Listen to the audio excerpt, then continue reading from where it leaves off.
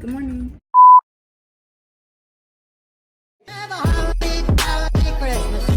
It's the best time of the year. I don't know if there'll be snow, but have a cup of cheer. Have a holly jolly Christmas. It's the best time of the year. Oh, by golly, have a holly jolly Christmas this year.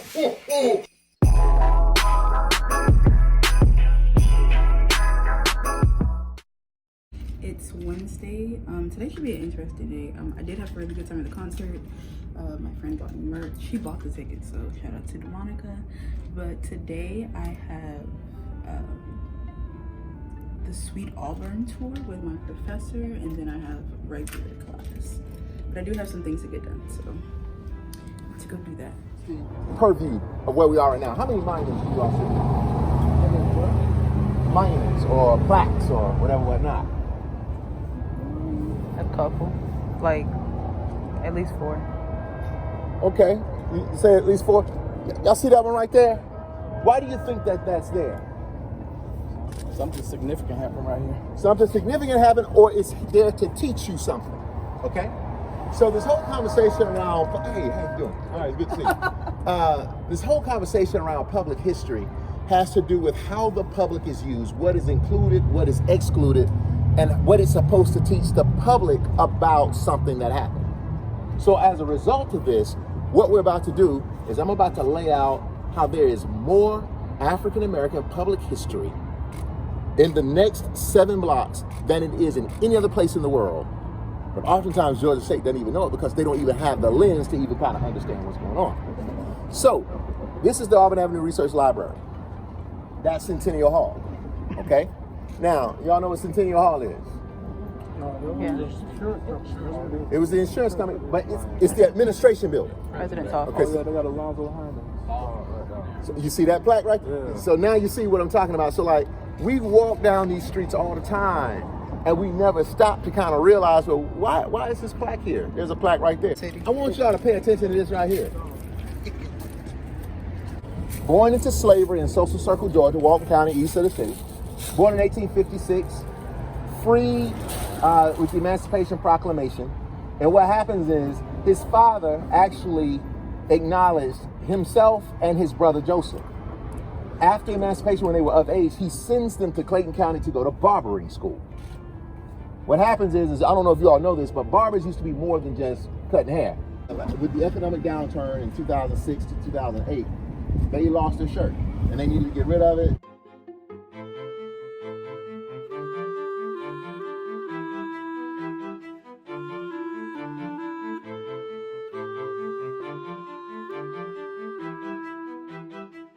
Museum that kind of that does work as public history in terms of teaching about the Black experience.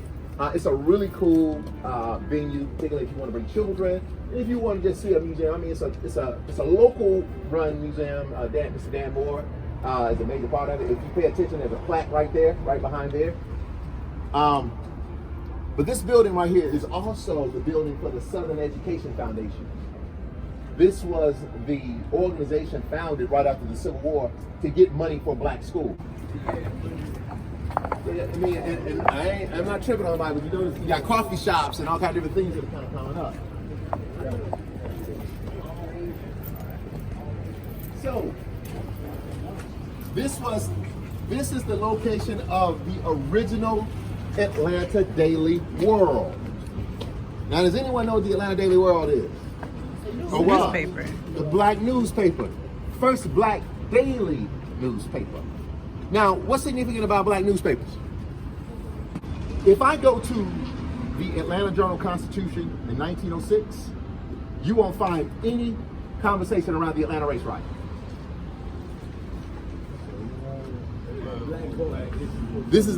This talks to Black communities right here.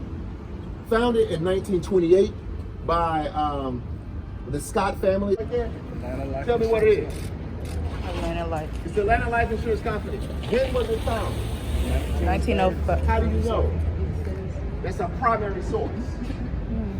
So instead of somebody telling you when it was founded, that's how you know when it's founded.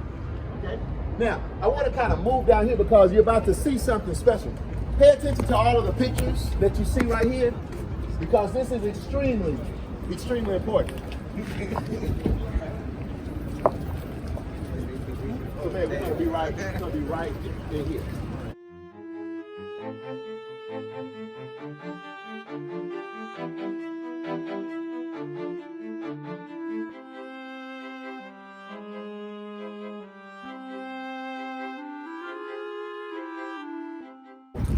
Black Fire Department. 4B9. Oh.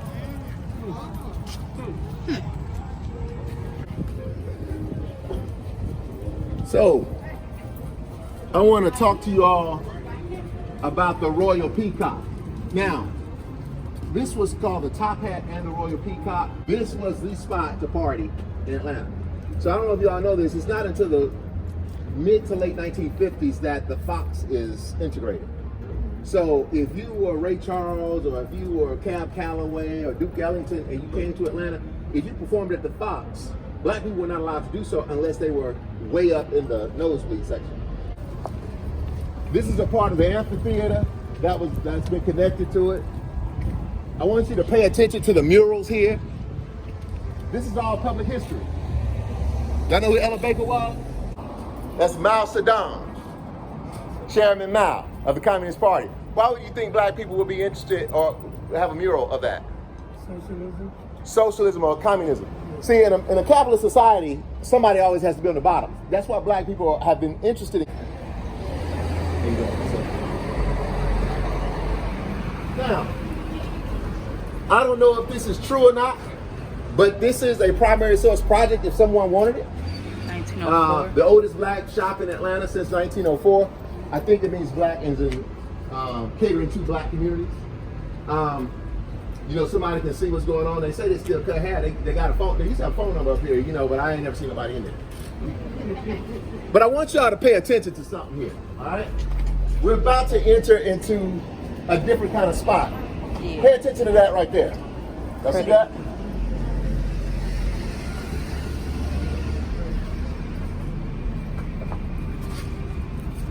You got a Saturday school, you got a recreation center.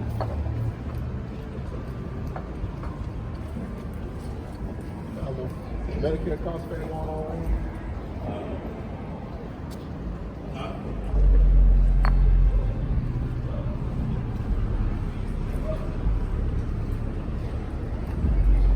So, they do? So, we are at Big Bethel AME Church. And what do you know about the AME Church? Done so because the Episcopal Church was racist. So, you know, people can say what they want to about the AME Church, but it is actually an institution. It shows you as early as 1794 that black people are already thinking in terms of black liberation theology. So if y'all really think that black folk just got themselves together in the 1950s to get liberated, y'all crazy. This is evidence against that. But I want you to pay attention to everything that you see around you, and I want you to tell me what's significant about the church. What year was it founded? Black folk in the American South already established in their institutions. The second thing, though, is Atlanta is founded in 1847.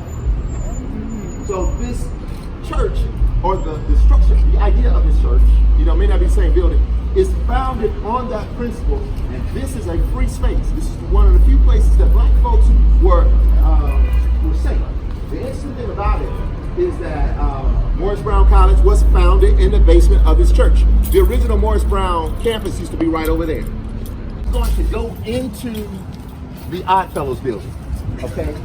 But then I want you all to, before we do that, I want you all to pay attention to this mural right here. Who is that a mural of? John Lewis. Uncle John. John Lewis. Corinthian uncle. The most important city for black politics in Atlanta. It's the most important building. That's the Butler Street YMCA. If you were going to get elected, you had to go amongst the Hungry Club. That's how you were tested and tried amongst the black community.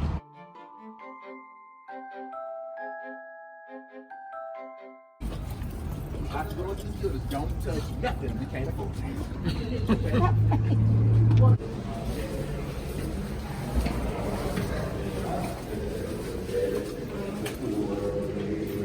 the widows and the elders. Some of you more prominent members of Atlanta social class, Atlanta old Betty was all part of Auburn.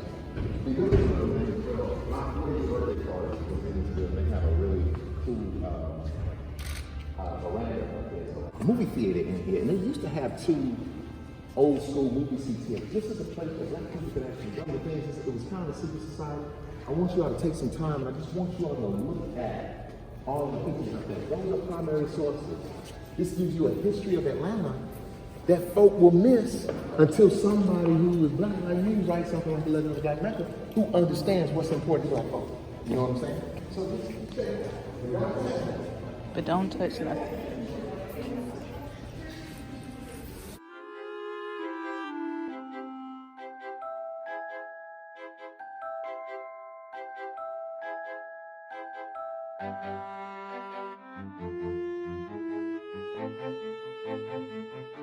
there used to be all these dance companies and playhouses here. But what is this right here? I'm gonna see if y'all know what that is. It looks a little sad though. Like, Well, it was a theater, but I'm talking about this picture, this yellow picture. is it still? Oh, it's one of those It's the Gold Dust Twins. gold dust. So I'm about to give y'all some game. The Gold Dust Twins were supposed to be some little kids from the Gold Coast, some little Africans, little pickaninnies. And they were so clean because they had been in this gold dust powder that they were ashy. That's the advertisement. So like we talk about Uncle Ben's rice, a slave in South Carolina, Low Country, Georgia, South Carolina. You talk about Aunt Jemima, all that stuff plays into this. This is the advertisement there that they hadn't hidden.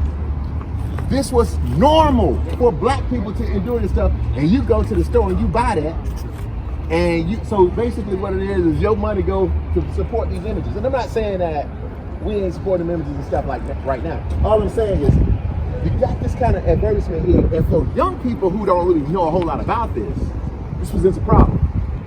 This building right here, Powell's Lounge, this was owned by a man whose name was Buddy Gloves. Real name is Frank Thornton. And they would have known if for every black politician that got elected, they would all cough up this money.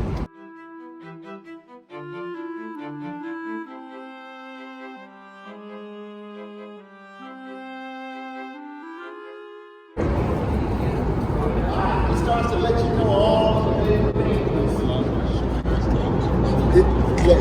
You see all of it. See, so I'm gonna tell y'all this story. Again, if you truly read The Legend of the Black Mecca, you will see a lot of this stuff. Because when the Olympics takes place, they reroute the buses and don't let them come to the black community because they didn't want the world to see the poverty in Atlanta. And all those black vendors lost all their money. So that's why a lot of black folks still hate the Olympics.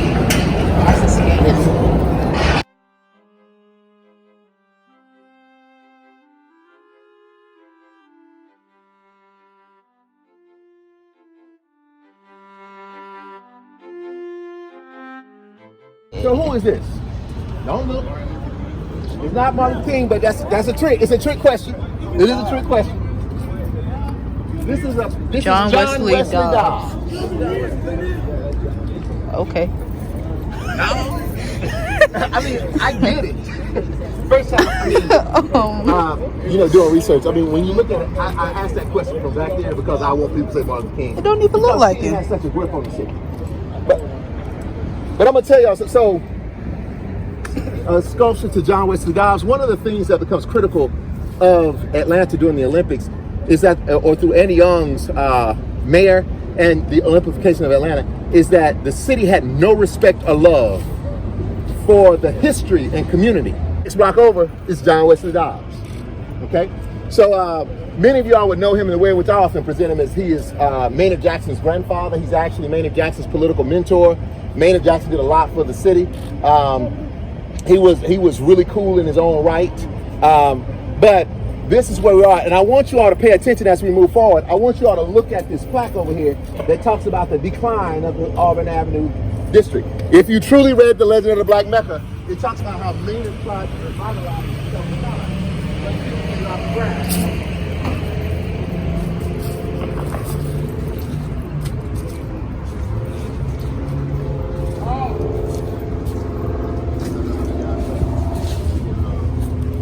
Stay the whole time. Now I'm about to give y'all that good history. You know what I'm saying? So let's keep moving.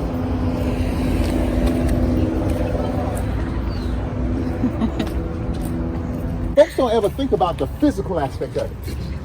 I don't know how many of y'all have ever had to really kind of run and fight for your life, but that's a whole different kind of thing. Twice fighting for my life. So this is the SCLC building.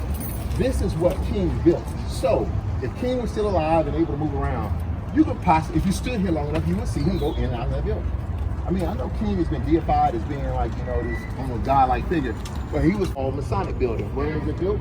1937. So this is major. This is also the site of the Auburn, the Carnegie Library. See, back in the day, they wouldn't let black children go to libraries. So they had, so the Andrew Carnegie Foundation would build libraries for black kids. If you go to HBCUs, at every private HBCU side of this Masonic Lodge building is WERD radio station. It's the first black radio station in North America. It's founded by, bought by a man by the name of Jesse Blyton. They still have Jazz Hour. Also, you have right here is the Madam C.J. Walker School. So, you know, everybody want to do hair now. Like back in the day in the black community, you have to go to the Madam C.J. Walker School to get your certificate.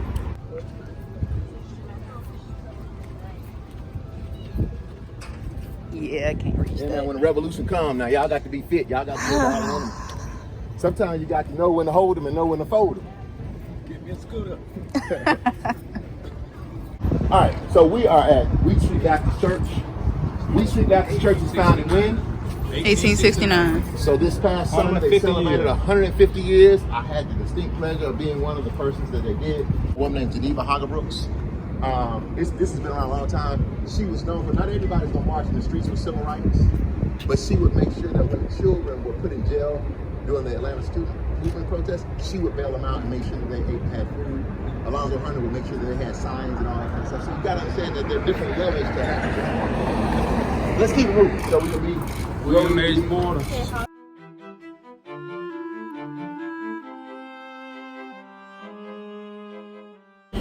How many of y'all have been in Ebenezer Church before? Alright. And I'm asking that question because we can go and spend time in the church, or we can go and spend time at the gravesite. We can do both, but one of the last two. So if y'all want to go, we can do both of them. Yeah.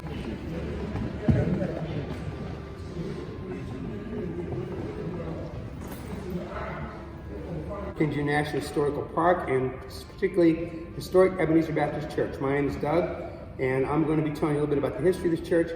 And today we're going to talk a bit about what this church, the significance of this church as to Dr. King and the family, but also the significance of this church as it relates to the overall civil rights movement.